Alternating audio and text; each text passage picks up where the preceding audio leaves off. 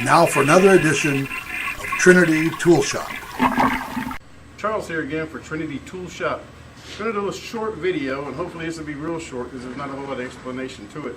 On quick connects on your machine, you've got three. You've got one on the spray system, you've got two on the pump. This is how they work. Watch this. You go to your quick connect. You push in on the green or chrome part, whichever color it may be, pull your hose out. It comes out that easy. And push it back in until it clicks.